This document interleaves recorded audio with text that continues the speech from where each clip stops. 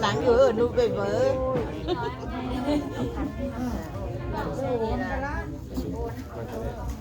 เธอฮันพูดแล้วว่าเนี่ยจะพูดแล้วกันโอ้ไปพูดเด้งไปพูดแท้จริงต้องเด้งแต่พี่ไปพูดไหนเลยเฮ้ยไม่ไปถอยโอ้กระน้ำอูดอย่างเดียวนั่นแล้วเดี๋ยวดูไปฟังเลยดังอุ่นอยู่ท่านก็มาส่งคนสิละบอสพูดแล้วก็ไปพูดแล้วก็ไปมันออกหัวเลยมันก็มีหัวเกิน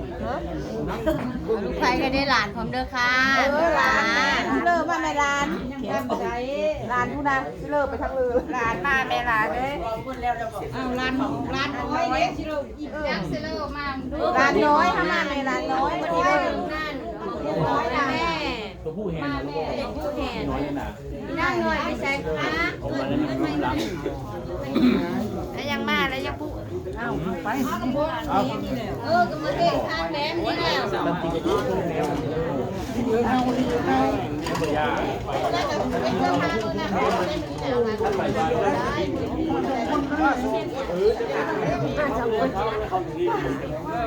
มาผู้นึงเมื่อ3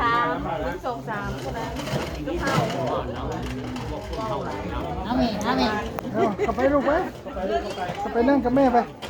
ดูแม่ไป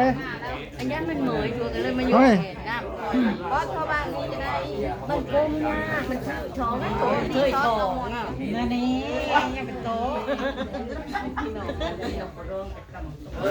ต้องจับตัวเนี่ยสิบคนแนะนำ ช่วยเห็นมือยามาโคตรเวอร์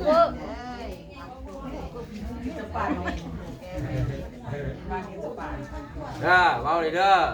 เคยดับแล้วเว้าเลยเด้อมันยืนได้แต่อื่นข้าวโพดจ้องเอาคนนี้ก็น้องอีกแล้ว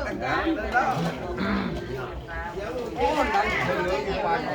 กำชับเข้าไปเหลืออย่างนี้คนเดียวนี้ใส่ชุดนี่ไปมันมีคือเจ้าเกศโบราณจะเก้าเขาคือเขาไปนั่งกินหน้าที่ดีเขาว่าเป็นหน้าที่ดีจุ่มมือนี่จะอบก้อยงานก็มือเป็นบนมาเถอะครับ เท่าก้นดุนจุ่มมือนี่เท่าคือเท่าก้นดุนเป้าเดียงจะมีเกินแล้วมันเจ้าเขาตัวมานี่เอาไปที่เดิมมันมีท่าแล้วดังหมดแล้วอย่าไปเล่าความเก่าเด้อมันสิกันเกลียดซึ่งกันและกันมึงอย่าได้ว่ามีความควรลงกันหลับความเก่าไว้มีความทุกข์ความเจริญ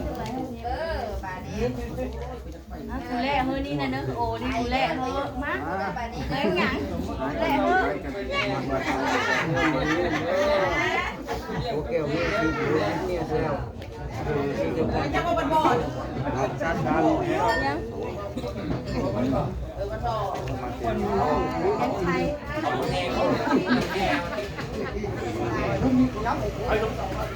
ค่าตัว